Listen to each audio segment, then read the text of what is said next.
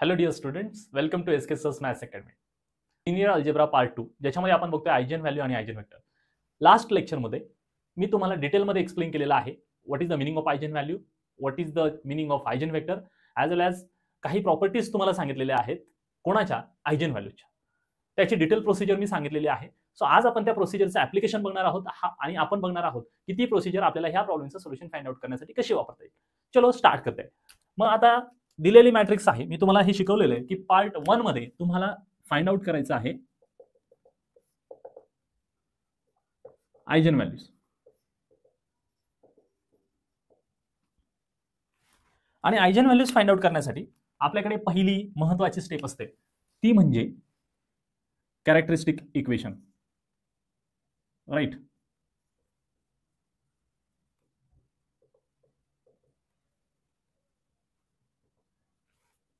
आणि characteristic equation म्हटलं की आपण एक कंडिशन लिहितो जी आपली अगदी तोंडपाठ आहे, a मायनस लॅम्डा आय, आणि याचा डिटर्मिनंट घेऊन determinant of a minus lambda is equal to 0. But we know that आपण हे लिहायच्या ऐवजी किंवा हे सॉल्व्ह करायच्या ऐवजी रेडीमेड इक्वेशन वापरतो, जे इक्वेशन आहे आता इथे 2/2 ची मॅट्रिक्स. सो आपण क्वाड्रॅटिक इक्वेशन वापरणार. So lambda square minus s1 lambda plus determinant of a is equal to 0. आणि मग आपल्याला शोधायचं आहे S1 ची व्हॅल्यू. S1 म्हणजे काय हे आपल्याला माहिती आहे, त्याला आपण ट्रेस ऑफ मॅट्रिक्स A असं बोलत असतो. ट्रेस म्हणजेच काय, सम ऑफ डायगोनल एलिमेंट्स. मग डायगोनल एलिमेंट्स कोण कोण आहेत, 5 + 2. सो अशा पद्धतीने तुम्हाला इथे पहिली व्हॅल्यू मिळालेली आहे S1 इज इक्वल टू 7. आता ही व्हॅल्यू मिळाल्याच्या नंतर आपल्याला शोधायचं आहे ते म्हणजे डिटर्मिनंट. आणि मग डिटर्मिनंट फाइंड आउट करण्यासाठी लक्षात घ्या, ह्या दोन महत्त्वाचे पॉइंट्स आहेत. डायरेक्ट सुद्धा डिटर्मिनंट कॅल्क्युलेट करू शकतो आपण युजिंग कॅल्सी, आणि तुम्ही एक्झाम मध्ये कॅल्क्युलेटरचा यूज करूनच डिटर्मिनंट काढावा असं मला वाटतं. सो क्रॉस मल्टिप्लिकेशन करायचंय, 5 2 = 10 मायनस 4 1 = 4, आणि म्हणजेच आपल्याकडे डिटर्मिनंट येणार आहे 10 - 4 इट्स 6. मग आता ह्या दोन व्हॅल्यूज आपल्याला जेव्हा मिळतील तेव्हा त्या दोनही व्हॅल्यूज आपण उचलणार, आणि तुमचं हे जे काही इथे इक्वेशन घेतलंय त्याला आपण इक्वेशन 1 बोलतोय, आणि मग त्या इक्वेशन 1 मध्ये त्या व्हॅल्यूज पुट करायच्यात. मग आपण म्हणणार फ्रॉम इक्वेशन 1, राईट. काय म्हणणार, from equation 1 lambda square minus S1 lambda, right. But आता S1 ची व्हॅल्यू जी आपण फाइंड आउट केली ती इथे पुट करूयात. S1 ची व्हॅल्यू आहे 7. So lambda square minus 7 lambda plus डिटर्मिनंटची व्हॅल्यू आहे 6. So this is equal to 0. Do remember, we have to solve this quadratic equation by using calci only. Smart बना. So कॅल्सीवर कॅल्क्युलेशन केल्यानंतर आपल्याला लॅम्डाची व्हॅल्यू मिळेल लॅम्डा इज इक्वल टू 1 और lambda is equal to 6. So तुमच्याकडे आहेत ह्या ज्या दोन मिळाल्या त्यांना आपण म्हणणार आहोत आयजेन व्हॅल्यूज. करेक्ट. आता आयजेन व्हॅल्यूज फाइंड आउट करून झाल्याच्या नंतर नेक्स्ट स्टेप आहे किंवा नेक्स्ट पार्ट आहे, त्याच्यामध्ये आपल्याला शोधायचं आहे eigen vector corresponding to every eigen values. मग आता पार्ट 2 करतोय आपण. पार्ट 2 त्याच्यामध्ये आपल्याला फाइंड आउट करायचं आहे to find eigen vectors. Eigen वेक्टरच्या मध्ये पहिल्यांदा फर्स्ट स्टेप जी आहे ती करण्यासाठी मी लिहायला शिकवलेलं आहे ते म्हणजे मॅट्रिक्स इक्वेशन. मॅट्रिक्स इक्वेशन लिहिणार आपण a minus lambda I into x is equal to 0. ह्या इक्वेशन वरनं आपल्याला जे काही कॅल्क्युलेशन्स करायचे ते इथे रफ मध्ये दाखवतो तुम्हाला. a ही मॅट्रिक्स आहे 5 4 1 2 मायनस लॅम्डा, आणि त्याला मल्टिप्लाय काय करतो आपण, आयडेंटिटी मॅट्रिक्स फॉर 2/2 साइज. मग आता हे कॅल्क्युलेशन केलं तर काय नाही बघा, 5 मायनस लॅम्डा बरोबर, लॅम्डा इकडे मल्टिप्लाय केलं. So 4 minus lambda into 0 0. So final answer 4. इथे 1 मायनस लॅम्डा इंटू 0 म्हणजे 1, आणि 2 मायनस लॅम्डा इंटू 1 म्हणजे 2 मायनस लॅम्डा. आता हे कॅल्क्युलेशन तुम्ही म्हणाल प्रत्येक वेळी करायचं का, तर मी सांगेल असं कुठल्याही प्रकारचं कॅल्क्युलेशन तुम्ही करणं एक्सपेक्टेड नाही मित्रांनो. त्याच्याऐवजी तुम्ही स्मार्टली डायरेक्ट कॅल्क्युलेशन लिहायचे आहे. कसं लिहिणार, तर पहिल्यांदा दिलेली matrix as it is copy करून घ्या, 5 4 देन 1 2, आणि ही मॅट्रिक्स कॉपी केल्याच्या नंतर जो काही चेंज करायचा आहे तो फक्त तुमच्या डायगोनल एलिमेंट्स मधनं मायनस लॅम्डा असं लिहायचं, म्हणजे लॅम्डा सबट्रॅक्ट करायचा आहे फ्रॉम डायगोनल एलिमेंट्स, एवढं लिहायचं आहे. त्याच्यानंतर आपल्याकडे आहे जे काय एक्स हा वेक्टर घेतोय तर अननोनचा वेक्टर आहे, मी आता for the sake of simplicity x1 x2 असं घेतोय, आणि त्याच्यानंतर इज इक्वल टू 0 म्हणजेच मला लिहायचं आहे एक असा कॉलम वेक्टर की ज्याच्यामध्ये सगळ्या एंट्री 0 0 असतील.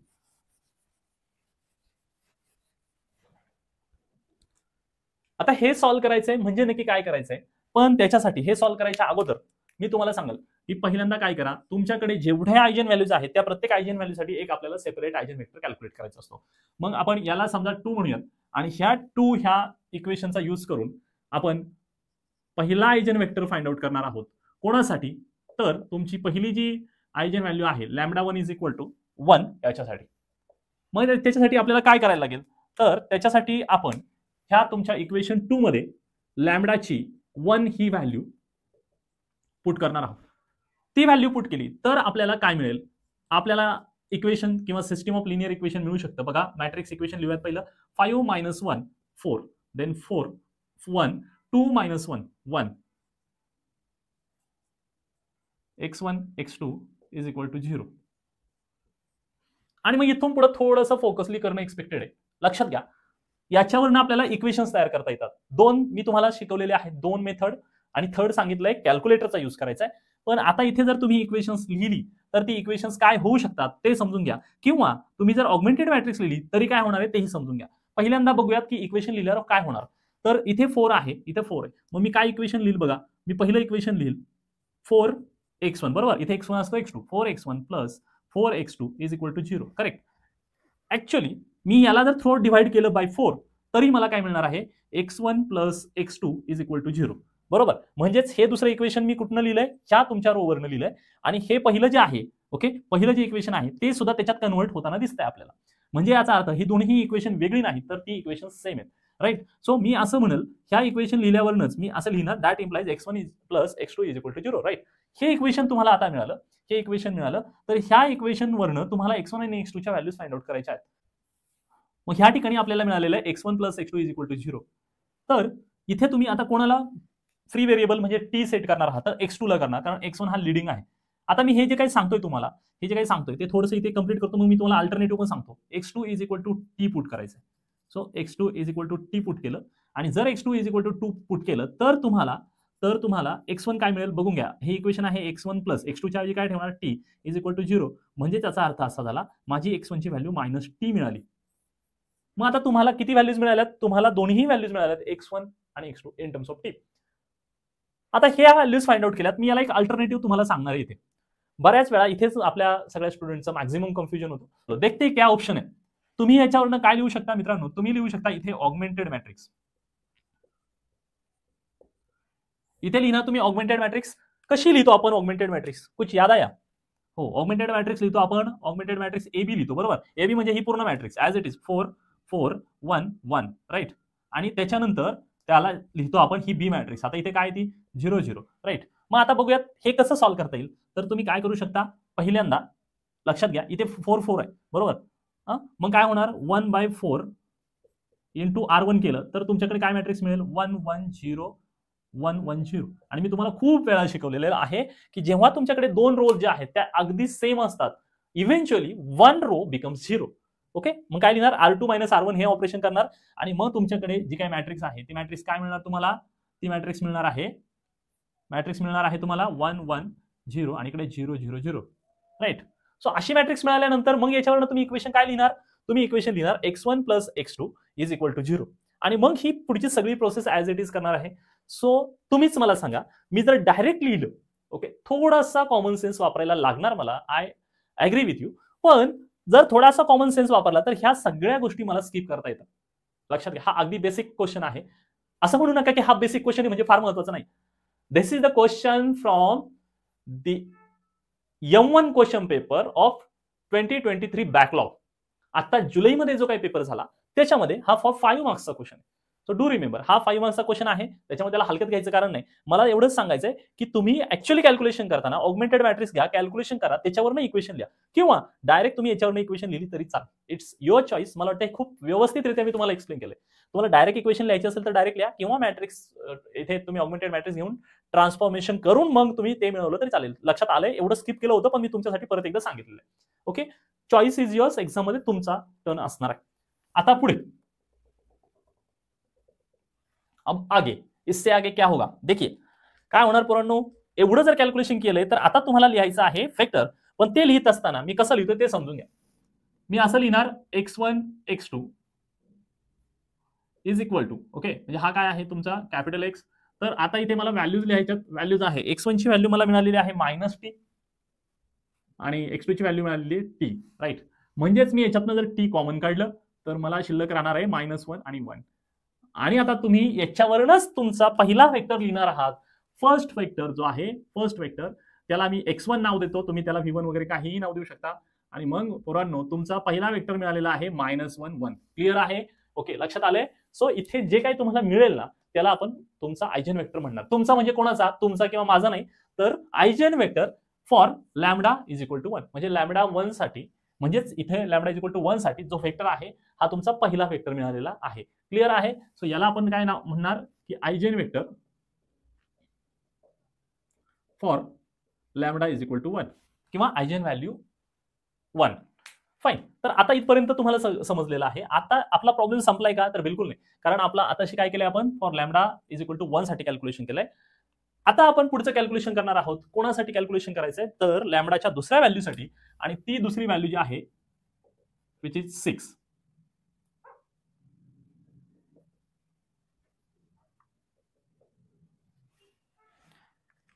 म्हणजे नक्की काय करायचं? तर सेम प्रोसिजर, तुम्ही प्रोसिजर बघा, तीच रिपीटेडली करायची पूर्ण युनिटमध्ये, हेच करायचं आहे आपल्याला. Okay, so put lambda is equal to 6 in matrix equation 2. याच्यामध्ये आपण लॅम्बडाची व्हॅल्यू पुट करणार आहोत. बघूयात काय मिळतंय.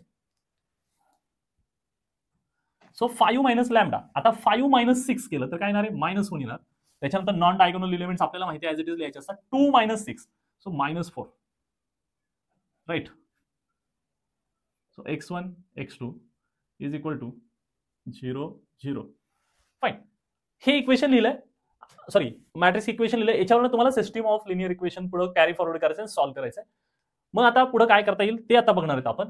तर मला असं वाटतं तुम्हाला ते जर कळालं नसेल तर परत एकदा रिपीट करतो मी, तुम्ही डिटेलमध्ये करा, मग नंतर प्रॅक्टिस करून सोपं होणार आहे. ऑगमेंटेड मॅट्रिक्स लिहूया आपण. बघा, इथे जर कोणाला काही कन्फ्युजन असेल तर इथं मी ते क्लिअर करण्याचा प्रयत्न करेल. Understanding is the most important thing. हे समजलंय तर 100% जमणार आहे, नाही समजलं तर नाही जमणार आहे, म्हणून नीट फोकस करायचा आहे. ऑगमेंटेड मॅट्रिक्स करतो तर ती कशी करतो आपण माहिती आहे आपल्याला. -1 4 1 -4 आणि इकडे आहे 0 0. मग आता इथे पहिलं तुम्हाला ट्रान्सफॉर्मेशन वापरायचंय. कुठलं ट्रान्सफॉर्मेशन वापरायचंय? तर आपल्याला माहिती आहे इथे -1 पाहिजे असतो का पॉझिटिव्ह 1 पाहिजे असतो, त्याने काही फरक पडत नाही. समजा तुम्ही लिहिता लिहिता सुद्धा चेंज करू शकता. इथे -1 आहे तर इकडे -1 घेऊ शकता, इथे प्लस करू शकता, डझंट मॅटर. टार्गेट काय? इथे 0 करणं हे टार्गेट आहे, म्हणून मी लिहीन R2 आणि इथे अपोजिट साइन आहे, म्हणजे मला सबट्रॅक्शन नाही करून येणार, मला ऍडिशन करून आन्सर येणार. सो R2 प्लस R1, मी असं ऑपरेशन जेव्हा वापरेल तेव्हा माझा -1 4 आणि 0 ऍज इट इज राहणारच आहे, कारण मी चेंज कोणात करतोय? R2 मध्ये, R1 मध्ये नाही करत आहे. मग R2 काय होईल सांगा? 1 - 1 become 0, -4 + 4 become 0 and 0. Okay, fine. आता मला वाटते बऱ्यापैकी लिंक लागलेली आहे. आणि मग तुमच्याकडे पहिलं त्याच्यावरनं तुम्ही काय लिहिणार? इक्वेशन लिहिणार. इक्वेशन फॉर्म, मॅट्रिक्स फॉर्म झाला. आता तुम्ही काय लिहिताय? इक्वेशन फॉर्म लिहिताय. डू रिमेंबर लास्ट यूनिट उसमें सब कुछ पढ़ा है हम लोगों ने. चलो अभी इसमें इक्वेशन फॉर्म क्या लिखते हैं हम लोग? -1. आता मला सांगा इथे कोण आहेत व्हेरिएबल्स? x1 x2. म्हणजे काय लिहिणार आपण? इथे माहिती आहे ना, करस्पॉन्ड करतो x1 ला, इथे करस्पॉन्ड करतो x2 ला. So -x1 + 4x2 is equal to 0. This is your equation. मग मला सांगा इथे -1 आहे, म्हणजे त्याला करता येतं, काय प्रॉब्लेम नाही 1. तर हा लीडिंग आहे. आणि मग मला सांगा कोणासाठी लीडिंग वन प्रेझेंट नाही? x2 साठी नाही. आणि म्हणून पोरांनो आपण काय करणार आहोत? x2 को हम पुट करेंगे t as a free variable. अभी मैं यहाँ पे नहीं लिख रहा हूं, ते गरज आहे का? तुम्ही एक्झाम मध्ये लिहा. आता मात्र मी लिहित नाही. x2 इज इक्वल टू काय? t लिहिलं मी, बरोबर. जर x2 is equal to t असेल, डू रिमेंबर, जर x2 is equal to t असेल, then -x1 + 4t is equal to 0. आता इथे थोडा फरक पडू शकतो, लक्षात घ्या. एखाद्याने जर इथं लीडिंग वनला पॉझिटिव्ह केलं आणि इथे जर मायनस केलं तर तुमचा आन्सर जे साइन आहेत ते साइन चेंज होऊ शकतात, पण त्याने काही फरक पडत नाही, don't worry. So -x1 + 4t is equal to 0. म्हणजेच पोरांनो माझं आन्सर आलेलं आहे. काय आन्सर येणार माझं? -x1 is equal to -4t, correct. आणि मग जर हे आन्सर येत असेल तर माझं आन्सर आलं x1 is equal to 4t. So this is my answer of x1. So x1 मिळाला, x2 मिळाला in terms of t, right. मग इथे लक्षात घ्या, तुम्ही जरी इकडे हे असतं, इथे प्लस असतं, मायनस असतं, तरी आन्सर हेच आला असतं 4t. आता मग आपल्याला काय लिहायचं आहे, आपल्याला लिहायचं आहे आयजेन वेक्टर, आणि म्हणून मग आता इथे आपण लिहिणार x2 च्या अगोदर आपण ते मॅट्रिक्स लिहूयात. आता तुम्हाला जरी कळालं तरी पण मी परत सांगेन काय कसं लिहितो आपण, x1 x2 is equal to 4t and t. तो इसमें से हम t को कॉमन निकालेंगे, t, और यहाँ पे बचेगा क्या, 4 और 1, राइट.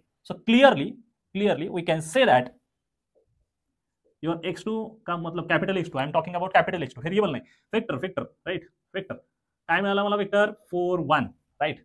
काय मिळाला दुसरा vector 4 1. So this is eigen vector for lambda is equal to 6. So this is first eigen vector, right. This is first eigen vector and this is second eigen vector. Fine. Second problem, same size आहे 2 by 2, so we have to follow the same procedure. Part 1, to find eigenvalues. For that purpose we should start with characteristic equations.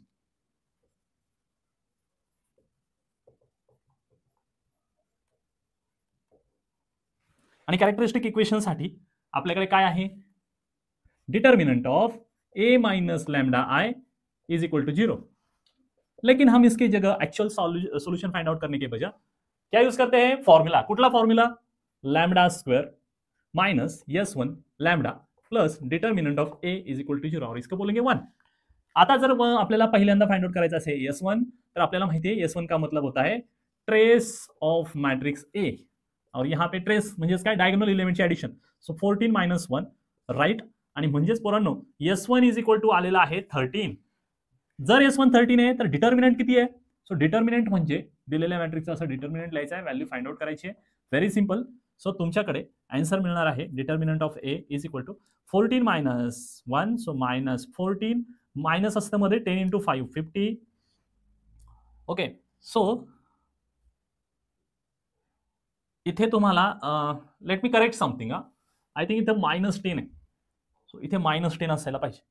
Fine. जर इथे -10 असेल तर मध्ये काय असतं, minus sign, so minus minus become plus. मग determinant जो आहे तो डिटर्मिनंट मिळेल 36, राइट. So determinant is 36. मग आपण लिहिणार आहोत characteristic equation from 1 lambda square minus s1 की वैल्यू 13 इंटू लैम्डा, नंतर plus determinant 36 is equal to 0.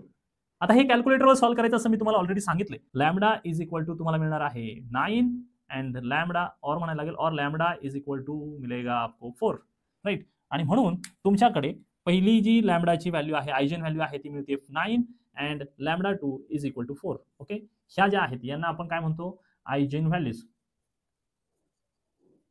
Fine. ह्या झाल्या तुमच्या आयजेन व्हॅल्यूज.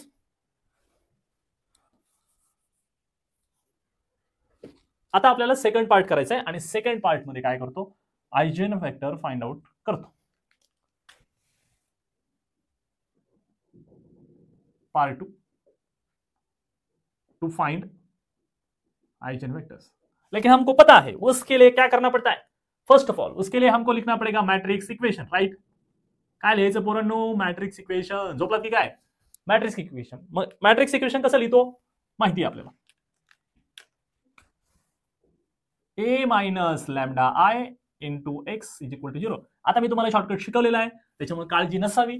14 मायनस 10 5 मायनस 1, आणि काय सांगितलं, डायगोनल एलिमेंट मधलं काय करायचं, लैम्डा सबट्रॅक्ट करायचा आहे, इंटू x च्या ऐवजी लिहा x1 x2 is equal to, इकडे लिहितो आपण 0 0. फाईन. मग याच्यावरनं याला समजा तुम्ही 2 म्हणत असाल, तर आता आपल्याला काय करायचंय, ए मध्ये आयजेन वेक्टर फाइंड आउट करायचे आहेत. आयजेन वेक्टर कोणासाठी, eigen vector for lambda 1 is equal to 9. आणि मग त्याच्यासाठी आपण लॅम्डाची जी व्हॅल्यू आहे, ओके, इथे लैम्डा 1 म्हणतोय, नाव दिलं मी त्याला, तुम्ही लैम्डा इज इक्वल टू 9 म्हणा, काय प्रॉब्लेम नाही. Put lambda is equal to 9 in equation 2. तर आपल्याला मग मिळेल इथे मॅट्रिक्स 14 मायनस 9. सो किती आन्सर मिळते, 5, राइट. देन मायनस 10, देन 5, आणि इथे मायनस, इथे जर 9 टाकला तर काय मिळणार, -10. ग्रेट. अगदी सेम क्वेश्चन अगोदर केलाय त्याचप्रमाणे इथे आपल्याला मॅट्रिक्स मिळते. आणि मग तुम्ही याच्यावरनं काय लिहिणार, ऑगमेंटेड मॅट्रिक्स. सेम दिसते की नाही, बिलकुल सेम आहे. याचा अर्थ काय होणार, एक रो जी आहे ती डिलीट होणार आहे मित्रांनो. आणि मग ती जर डिलीट होणार असेल तर तुमच्याकडे इक्वेशन काय मिळणार, इक्वेशन मिळेल 5x1 - 10x2 = 0. आणि हेच जर आपण सिम्प्लिफाय याला डिवाइडेड बाय 5 केलं तर काय मिळणार आहे, that implies x1 - 2x2 = 0. Right. मग आता याच्यामध्ये फ्री व्हेरिएबल कोणाला सेट करायचं, x1 ला नाही. हे सगळं सॉल्व्ह होणार, लक्षात घ्या. तुम्हाला मागाशी सांगितलं त्याप्रमाणे त्याचा आपण रो इकॉलम फॉर्म मध्ये कन्वर्ट वगैरे करतो, ते सगळं झालं. मग आता इथे x1 जो आहे त्याला फ्री व्हेरिएबल नाही सेट करता येणार. सो आपण कोणाला फ्री व्हेरिएबल सेट करणार आहोत, x2 ला. So put x2 = t and that implies x1 - 2t. so therefore is equal to 0 आहे ना. so x1 = 2t 40. मग पहिला वेक्टर जो तुम्हाला मिळणार आहे तो वेक्टर मिळतोय आपल्याला x1 x2 = x1 की वैल्यू यहाँ पे है 2t आणि x2 ची वैल्यू आहे t. कॉमन निघतोय तो मित्रांनो t आणि राहतंय इकडे 2 आणि इकडे 1. राईट. मग आपल्याला कळालं, काय कळालं, सर आयजेन वेक्टर मिळाला. फर्स्ट आयजेन वेक्टर, त्याला मी कॅपिटल X1 म्हणतो, हा मिळालेला आहे 2 1. ओके. सो हा आहे तुमचा पहिला eigen vector. Right. First eigen vector मिळालाय. कोणाला करस्पॉन्ड करतो तो करस्पॉन्ड करतो 9 ह्या आयजेन व्हॅल्यू. राईट. आता हे झाल्याच्या नंतर मग आपण काय करणार, ए साठी केलंय, आता बी साठी करायचंय. बी eigen vector for lambda = 4. Right. त्याला तुम्ही इकडे लॅम्बडा 2 असं म्हणताय. So put lambda = 4. याला समजा मी 2 म्हटलेला असू देता अगोदर, काय प्रॉब्लेम नाही. इकडे लॅम्बडा 1 लॅम्बडा नाव दिले फक्त इन इक्वेशन 2. जर तसं केलं तर मला काय मिळतंय ते इथे बघणार आहे आपण. 14 - 4 काय मिळणार मला, 14 मधनं जर 4 सबट्रॅक्ट केले तर 10 मिळतंय. इकडे ऑलरेडी -10 मौजूद है यहाँ पे. 5 इकडे राहतंय आणि इकडे पोरांनो येणार किती, -5. सो इकडे x1 x2 = 0 0. मग याच्यावरनं सुद्धा तुम्हाला कळालं, इथे 5 आहे, 5 - 5 याला आपण डिवाइडेड बाय 5 करणार, याला डिवाइडेड बाय 10 करणार. तुम्हाला सेम रो मिळणार आहेत, दोन रो सेम असतात. मी थोडे शिकवलं, 2 रो सेम असेल तर काय होणार, एक रो डिलीट होणार. म्हणजेच तुम्हाला इक्वेशन फायनली काय मिळालं, इक्वेशन समजा एखाद्याला कळत नसेल तर आता लिहून देतो मी. 10x1 - 10x2 = काय मिळणार, = 0. म्हणजेच याचा अर्थ काय मिळणार मला सांगा, याच्यावर मला कळालं x1 - x2 = 0, कारण मला 10 ने रो डिवाइड करता येतं. मग जर x1 - x2 असं जर असेल तर मी काय करणार, माझ्या नियमाप्रमाणे सालाबादप्रमाणे याही वर्षी काय करणार, मी x2 = t पुट करणार, बरोबर t. आणि मग जर x2 = t पुट केलं तर मग मला त्याच्यावरनं x1 ची व्हॅल्यू काय मिळेल तुम्ही सांगू शकता. काय मिळणार, x1 = t. ओके. म्हणजे x1 सुद्धा t मिळाला आणि x2 सुद्धा t मिळाला. मग आपलं काम जे आहे ते काम आपण करत असतो, कुठलं, ते वेक्टरच्या फॉर्मॅटमध्ये लिहिण्याचं. x1 x2 असं आहे. दिस इज इक्वल टू x1 आहे t आणि x2 आहे t. सो इसमें से कॉमन निकालेंगे हम t. काय कॉमन t कळलं, आता काय राहिलं, बरोबर. कसले हुशार तुम्ही, कसलं भारी आन्सर सांगितलं. किती डिफिकल्ट आहे माहिती नाही, हो खूप डिफिकल्ट आहे.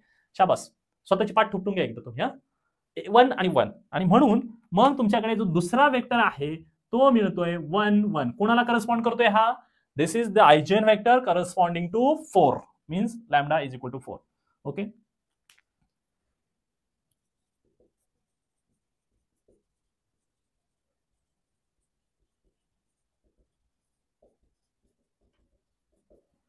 राईट. सो आणि इकडे तसंच लिहिणार आपण. सो अशा पद्धतीने हा प्रॉब्लेम आहे. आणि डू रिमेंबर